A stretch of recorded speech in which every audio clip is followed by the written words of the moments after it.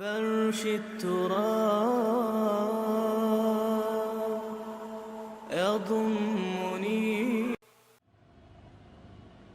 اور اس کا ظاہر اس میں سب سے پہلے انسانی ہمدردی، اور اس ہمدردی کی بنا پر وہ مال جو بہت محبوب ہے خرچ کرنا، درد دل کے واسطے پیدا کیا انسان کو، ورنہ طاعت کے لیے کچھ کم نہ تھے کروبیاں. اگر یہ نہیں ہے تو کچھ نہیں.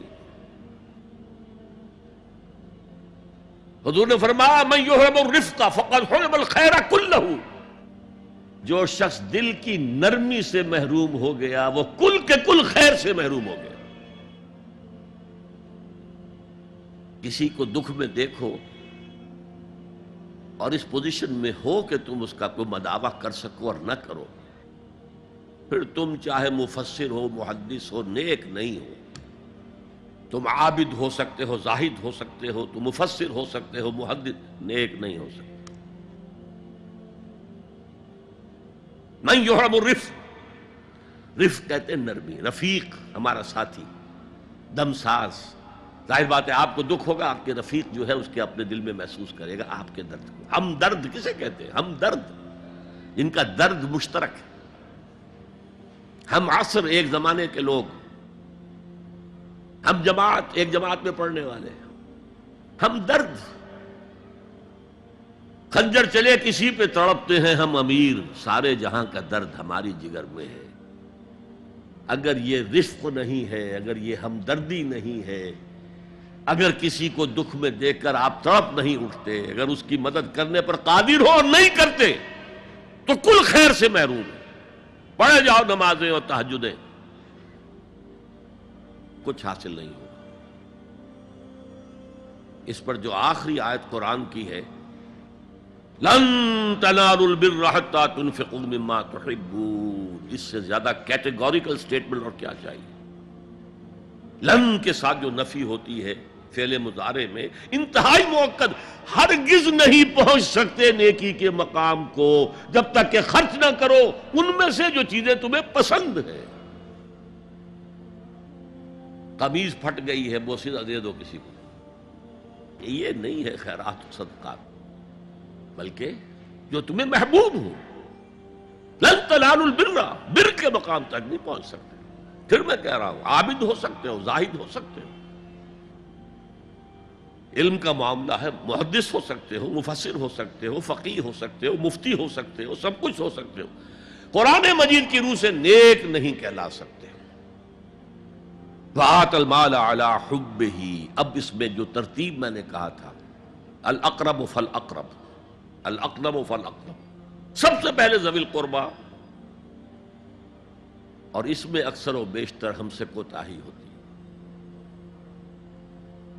دور دراز کے لوگوں کے ساتھ نیکی ہو رہی ہے، سگے بھائی کی بیوہ اور یتیم بچے جو ہیں وہ محروم ہیں. انہوں نے اس وقت یہ کر دیا تھا، یہ کر دیا تھا. ظاہر بات ہے کہ رشتہ داروں سے تو شکایتیں ہوتی ہیں، یہ تو ہمیشہ ہمارے مخالف رہے ہیں جی، ان کی ہم کیسے مدد کریں. اگر تو اللہ کے لیے دینا ہے تو پہلا حق ان کا. من احب للہ وابغض للہ واعطى للہ ومنع للہ، اللہ کے لیے دیا ہے اگر تو اپنے اس نفس کی جو انتقام کا جذبہ ہے اس کو کچلو، اور جس کا سب سے پہلا حق ہے اس کو پہنچاؤ. حق بحقدار رسید، ذوی القربى والیتامى، جو بے سہارا رہ گئے، باپ کا سایہ نہ رہا. والمساکین، مساکین کسے کہتے ہیں؟ مسکنت کہتے ہیں کم ہمتی. آپ کو معلوم ہے آج کل ایک مرض کہلاتا ہے نیورستھینیا. آدمی دیکھنے میں ہٹا کٹا ہے، صحت مند ہے، لیکن اندر سے اس کی کوئی ہمت ایسے جواب دے گئی ہے کچھ کر ہی نہیں سکتا. وہ ہے مسکین. اسی لیے جو فرمایا گیا یہودیوں کے لیے، ضربت علیہم الذلۃ والمسکنہ، ذلت کے معنی بھی کمزوری، اور مسکنت کم ہمتی، ہمت ختم ہو گئی. تو جو اپنے پاؤں پر نہیں کھڑا رہ سکتا اس وجہ سے کہ اس میں وہ ہمت کم ہو گئی ہے، وہ بھی مستحق ہے. وابن السبیل، اور مسافر، پرانے زمانے میں آپ کو معلوم ہے نہ سرائیں تھیں، نہ کچھ اور تھا، نہ ہوٹل تھے. پھر اگر کہیں راستے میں چوری ہو گئی، ڈاکہ پڑ گیا، تو آدمی جو ہے گھر میں خود ہے، کفیل ہے، اچھا ہے. اس وقت کی حالت ایسی ہو گئی. ہمارے ہاں بیگرز نے اسی کو ایک بہت بڑا بہانہ بنایا ہوا، جی میں آیا تھا وہاں سے اور یہاں سے اور میری جیب کٹ گئی، سب کچھ چلا گیا، اب مجھے واپس جانے کے لیے کرایہ چاہیے. اکثر و بیشتر جھوٹے کیسز ہوتے ہیں. اگر آپ کسی کو پکڑ لیں اور ساتھ لے کر کہیں تحقیق کراؤ تو وہ بھاگ جائے گا، پھر نہیں آئے گا اس مسجد میں. لیکن یہ کہ ابن السبیل یہ بھی ایک کھاتا ہے. والسائلین یہ ذرا تفصیل طلب معاملہ ہے. اسلام کی تعلیم بڑی متوازن ہے. ایک طرف سوال کی مذمت ہے، مت اپنا دستے سوال دراز کرو کسی کے سامنے.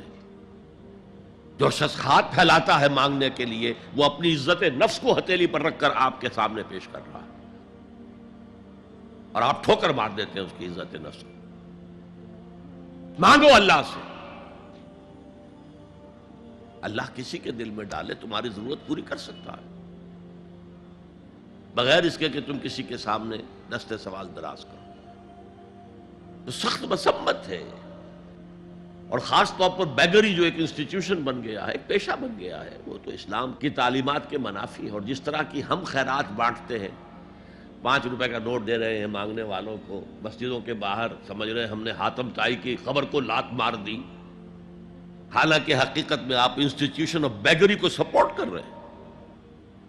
کسی ایک کو لے لو، آؤ چلو مجھے اپنا گھر دکھاؤ، مجھے بتاؤ تم واقعی اس قابل ہو یا نہیں ہو، اور پھر اس کی مدد کریں، لمسم کریں. پھر وہ 5 روپے نہیں ایسی دیں کہ وہ کچھ اپنے پاؤں پر کھڑا ہو سکے. میں نے 1 روپیہ نہیں کہا اس لیے کہ 1 روپیہ تو اب کوئی شے نہیں رہی، لیکن یہ کہ 5 روپے کا نوٹ بھی آپ نے تقسیم کرنے شروع کر دیے، یہ کیا ہے؟ والسائلین وفی الرقاب. لیکن دوسری طرف سائل کو جھڑکنا نہیں ہے. اما السائل فلا تنہر، جھڑکو نہیں. اچھا بھائی نہیں، معاف کرو، میرے پاس اس وقت آپ کی مدد کے لیے کچھ نہیں ہے، میں کچھ نہیں کر سکتا. تو ان دونوں کے درمیان اصل میں معاملہ ہونا چاہیے. بلکہ یہاں تک بھی فرمایا سائل کو ضرور دو، چاہے وہ گھوڑے پر سوار ہو کر تمہارے دروازے پہ آیا. کیا پتا اس کی واقعی الجھن کیا ہے. تو سوال کی مذمت اور سائل کو جھڑکنے کی ممانعت. حتی الامکان خالی ہاتھ نہ لوٹاؤ. اس نے اپنی عزت نفس اپنی ہتھیلی پر رکھ کر تمہاری سامنے پیش کر دیا، اسے ٹھوکر نہ مارو. لیکن جیسا کہ میں نے عرض کیا، یہ انسٹیٹیوشن آف بیگری جو ہے یہ ایک علیحدہ شے ہے بالکل، اس کا اس سے کوئی تعلق نہ سمجھیے. وفی الرقاب، رقاب جمع ہے رقبہ، گردن. فک رقبۃ او اطعام فی یوم ذی مسغبۃ یتیما ذا مقربۃ او مسکینا ذا متربہ. فک رقبۃ، کسی کی گردن چھڑا دینا. اس وقت سب سے بڑی اپلیکیشن اس کی تھی غلاموں کو، کنیزوں کو اپنے پیسے سے خرید کر آزاد کر دینا. بہت بڑی نیکی، بہت بڑی نیکی. اور حضرت ابو بکر رضی اللہ تعالیٰ عنہ کے دفتر فضائل میں سب سے اونچا کام یہ ہے کہ جن غلاموں کو اور جن کنیزوں کو ستایا جا رہا تھا، دیئر اونرز، دیئر ماسٹرز، ان کے آقا کو حق حاصل تھا، جو چاہے کریں ان کے ساتھ، قتل کر دے، کوئی پوچھنے والا نہیں ہے. میں پہلے بھی عرض کر چکا ہوں، میری ملکیت ہے، جیسے میری بکری میری ملکیت ہے، میں نے اس کو ذبح کیا، گوشت کھا لیا، تم کون ہوتے ہو پوچھنے والے؟ میرا غلام تھا، میں نے قتل کر دیا، تم کون ہو پوچھنے والے؟ ان کو حضرت ابو بکر نے خرید کر آزاد کیا اور منہ مانگے دام دیے. حضرت بلال کے لیے امیہ ابن خلف نے اتنی بڑی رقم مانگی، حضرت ابو بکر نے کہا ٹھیک ہے لو. باپ نے کہا بھی، ابو قحافہ نے، ابو بکر کو کوئی غلام خریدنا ہی تھا تو کوئی طاقتور آدمی جو کام آ سکے کہیں، اس کو خریدنا چاہیے. مجھے کیا پتا ابو بکر کس لیے خرید رہا اور کس کے لیے خرید رہا. آج کے دور میں اس کی اپلیکیشن ہوگی، کوئی شخص جو ہے اگر قرض میں اس طرح جکڑا جائے کہ لاکھ ہاتھ پاؤں مارے نکل نہیں سکتا، اس کو کوئی لمپ سم مدد دے کر اس قابل کیا جائے کہ وہ پھر اپنے پاؤں پر کھڑا ہو جائے. یہ نہیں کہ اسے آپ ہر مہینے کچھ رقم دیتے رہے مینٹیننس کے لیے، نہیں، اس سے تو وہ اسی پوزیشن میں رہے گا. یہ بعض مائنورٹی کمیونٹیز کے اندر یہ معاملہ موجود ہے. کوئی بھائی اگر گر گیا ہے کاروبار میں تو اس کی پھر ایسی مدد کی جائے کہ وہ پھر آپ کی صف میں آ کر کھڑا ہو جائے، respectable members of your community, وہ اس شکل میں پہنچ جائے. یہ بھی فک و رقبتن اس کی ذیل میں آج کل آئے گا.